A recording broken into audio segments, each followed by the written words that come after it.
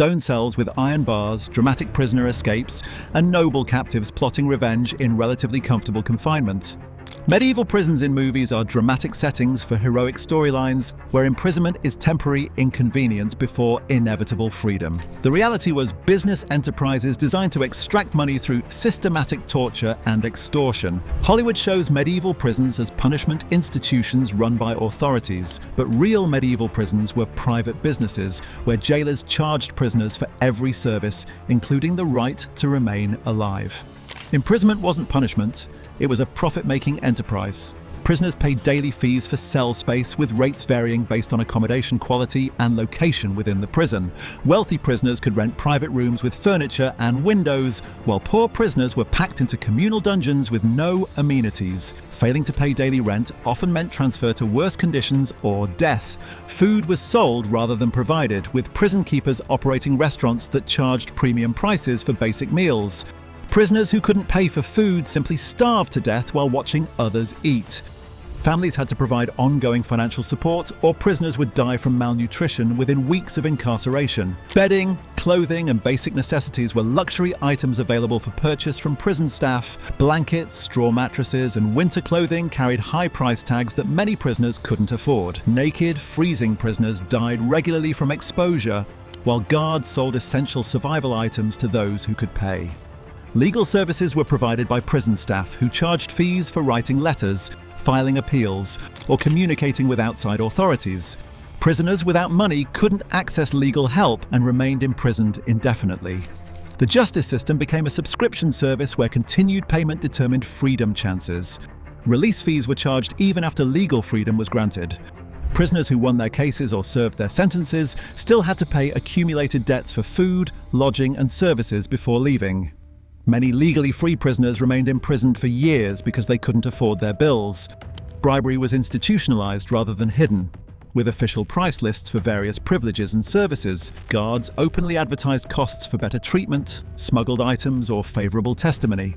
Corruption wasn't illegal. It was the fundamental business model of medieval imprisonment. Movies show prisoners receiving relatively equal treatment regardless of social status. But medieval prisons operated strict class systems where wealth and nobility brought dramatically different experiences. Prison wasn't punishment, it was an extension of social hierarchy through systematic discrimination. Noble prisoners lived in furnished apartments within prison complexes, often with servants, private cooking facilities, and regular visitors. They wore their own clothing, maintained personal hygiene, and continued conducting business from comfortable quarters. Noble imprisonment was house arrest with fees rather than punishment. Merchant prisoners could purchase decent accommodations and adequate food if their families maintained payments. They occupied middle-tier cells with basic furniture and regular meals, though at inflated prices. Merchant imprisonment was expensive inconvenience rather than suffering if money kept flowing from outside sources. Clergy received special treatment through church intervention and religious privileges that separated them from secular prisoners. Priests, monks, and church officials often served sentences in monastery settings rather than regular prisons. Religious imprisonment was retreat rather than punishment. Common prisoners without financial resources were packed into basement cells with no light, heat, or sanitation. They survived on scraps, wore rags, and often died from disease, malnutrition, or exposure within months. Common imprisonment was slow-motion execution through neglect and deprivation. Women prisoners faced additional exploitation through sexual assault, forced labor, and pregnancy complications in unsanitary conditions. Female prisoners were often treated as entertainment for guards and wealthy male prisoners. Women's imprisonment combined punishment with systematic sexual abuse. Children imprisoned with adult criminals faced abuse, exploitation, and death rates approaching 80%. Young prisoners were used as servants by older inmates and guards, often dying from overwork, malnutrition, or violence. Child imprisonment was essentially a death sentence with preliminary suffering. Popular culture shows prison life as boring but manageable routine, but medieval prison daily life was constant struggle against death through violence, disease, and environmental hazards that killed prisoners faster than their sentences could be completed. Morning began with cell searches for contraband, dead bodies, and escaped prisoners. Guards counted survivors rather than checking prisoner welfare, removing corpses and charging living inmates for body disposal. Death was so routine that body removal became standard morning administrative procedure. Meals consisted of scraps sold at premium prices by guards who controlled food distribution as profit centers. Prisoners fought over moldy bread and contaminated water while guards bet on outcomes. Mealtimes were violent competitions where the strongest took food from weaker prisoners. Work assignments were mandatory labor that generated profit for prison operators without compensation for prisoners. Inmates worked in dangerous conditions, making goods sold by their captors. Refusing work meant reduced food rations and transfer to punishment cells where survival was nearly impossible.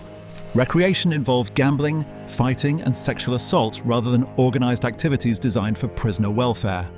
Guards encouraged violence between inmates as entertainment and betting opportunities. Prison recreation meant stronger prisoners abusing weaker ones while authorities profited from the spectacle. Medical care was non-existent except for wealthy prisoners who could pay for private physicians. Sick inmates were isolated to prevent disease spread but received no treatment. Prison infirmaries were places where prisoners went to die rather than recover from illness or injury. Evening lockdown trapped prisoners in cells with no sanitation, ventilation, or heat for 12 to 14 hours.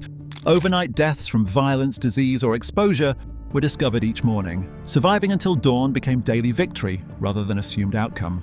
Medieval prison administrators didn't maintain order through rules and discipline. They used systematic violence and terror to control prisoners while maximizing profit from their captivity.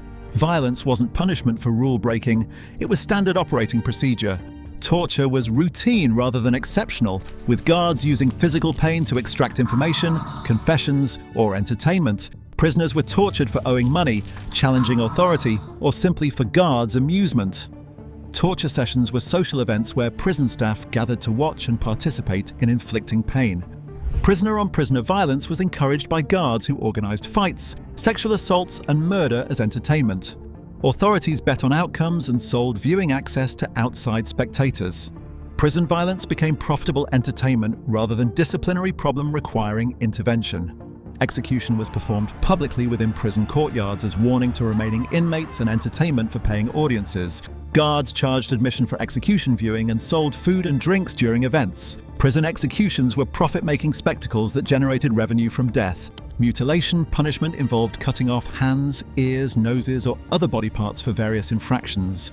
Guards kept severed body parts as trophies and sold them to visitors as souvenirs. Prison mutilation became merchandise opportunity rather than deterrent to misconduct. Sexual violence was institutionalized through guard participation and prisoner exploitation. Rape was so common that it became expected part of imprisonment rather than criminal assault requiring investigation. Prison rape was entertainment for guards and weapon for controlling prisoner behavior. Starvation was used as behavior modification tool, with guards reducing food rations to punish resistance or extract compliance. Prisoners were deliberately starved until they agreed to work, confessed to crimes, or provided information desired by authorities. Hunger became interrogation technique rather than accident of poverty. Movies show prisoners planning clever escapes or earning release through good behavior, but medieval prisons were designed to prevent release while maximizing profit from captivity.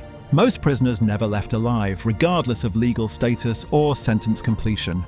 Escape attempts resulted in immediate execution or mutilation that served as warning to other inmates.